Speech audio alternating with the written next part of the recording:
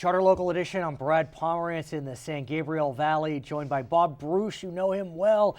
He is currently the clerk of the Garvey School District, which is around Rosemead and surrounding cities. I want to speak with you, sir, about a poll that came out through the PPIC.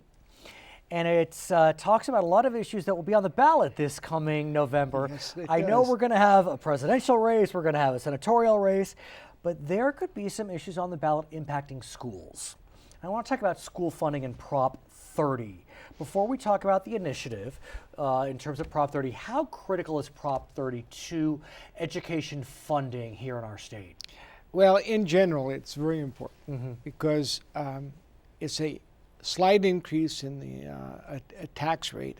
What is it, about a third? It's a half a cent sales tax, and then there's a tax on the wealthy, and that's what's going to be the subject of the initiative in November. And it can be used for something that has become very important to the finances of school districts, and that is technology. This is becoming a much greater part of any school district's budget. And it impacts smaller school districts like mine at a greater degree because it is a greater part of our budget. Sure. So I hinted at it. Come November, we're likely to see on the ballot an initiative that would extend part of Prop 30. It would extend the part that increases taxes on high-income wage earners, those making over $250,000 a year. Now, interestingly, that's not set to expire for another 3 years anyway. That's true. But they're looking to extend it, I think, for 12 years. Yes. Yet the half-cent sales tax, that's set to expire this year. In December. So what do you make of the fact they're focusing only on the high-income wage earners and not on the sales tax? Well, first of all, look at the results of the survey.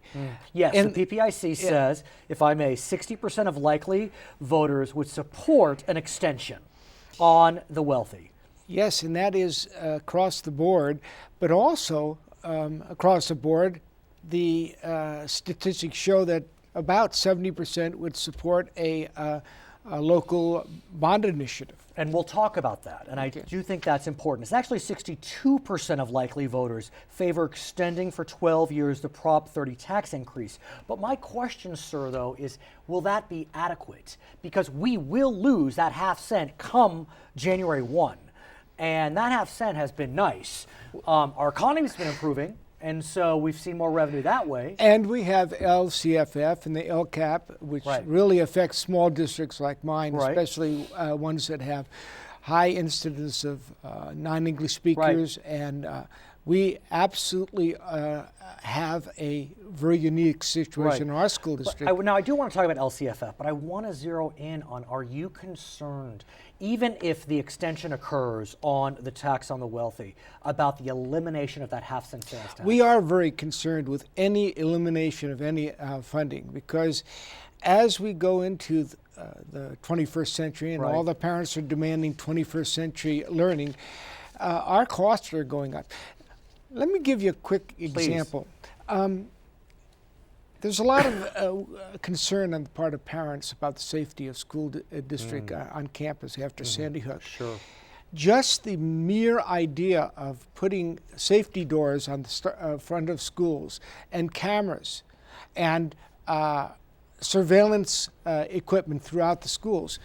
I mean, for our school district, that turned out to be about a $250,000 to $500,000 item in our budget. Which is a lot for a small district. Yes, it is for a small district, and we were not expecting that, and now it has to be part of our yearly budgeting.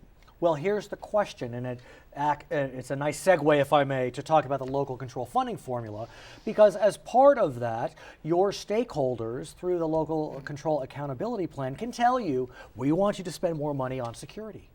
Yes, and they can also say you got to spend more money on technology. You got to spend more money on getting these kids the skills that they need. Let's talk about what we know in terms of LCFF with this PPIC poll. 55% believe that the state has more control over education dollars than the locals, even though we now know that's not the case because of the LCFF. Only 30% of adults were aware of the LCFF. And once others are made aware, 76% support it. This is interesting, and I actually was somewhat pleased by this. 51% of parents of public school children said they were given information about LCFF. Not a bad number. Not a bad number Not a bad at all. number. But only 4% said they were very involved. 14% said they were somewhat involved. That's not bad, 28% involved. Or no, 18%. Clearly I wasn't good. I need Common Core math if I got that wrong. Let me give you an example. I was talking to a parent the other day at a science competition, and he said, we got to have more of these type of robotics type of Sure. situations in our schools. I said, well, why don't you join the LCAP committee at the school site? And he said, LCAP sounds like a type of cappuccino. What's this? What's Right. this? He had no idea. Right. Even though it was published on the website, Right. it was sent home to the parents in the backpacks. I hear you, but still, for 51% to say that they received information, I mean, that means a lot more did, and 51% remembered. So I'm impressed. The point is, and I would love to have your listening and watching audience to understand this, the LCAP can't work without parent participation. Listen to this. This was really surprising to me. 58% of Latino parents said they received information, Yes. but only 50% of white parents. Wow. I mean, people talk about how Latino parents aren't engaged. That's a load of hooey. You're a parent. I am. Have you ever gone through your kids' backpacks and found all those memos Well, from you the know school what's that? interesting? I'm now just getting emails. Ah, I'm not getting flyers anymore. Yes. So that's beneficial for a nerd like me because I read my email, but I wonder if I'd get the flyer.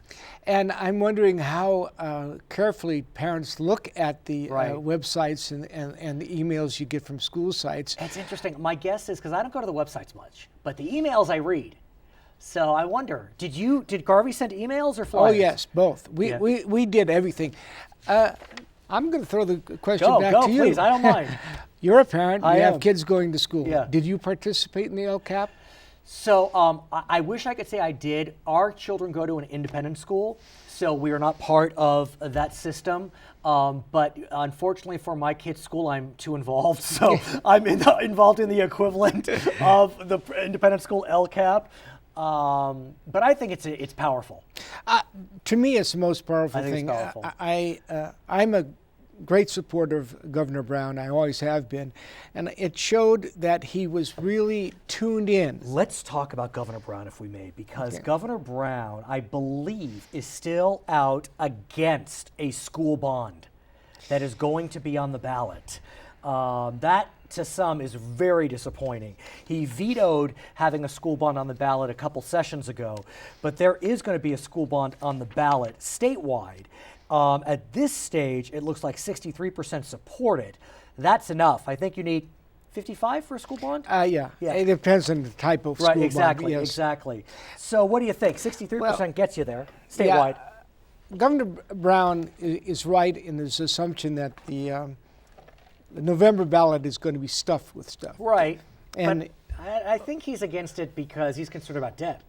Well, he's concerned about debt. He's concerned about what the cost of other functions of government are going to Right. be, and Minimum wage is going to Yeah, cause an minimum- increase on the state budget. and he believes that the full implementation of LCAP is going to help local schools to meet Well, their let me ask obligations. you, do you think Governor Brown will campaign against it? Or will he just say no and not get involved? The educational community really hopes that he doesn't.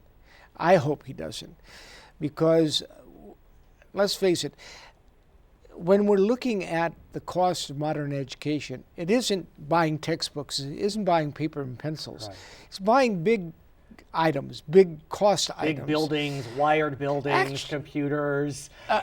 Retrofitting your buildings to accept more technology, just He's- rewiring. He's Bob Bruesch, I'm Brad Pomerance. You're watching Charter Local Edition.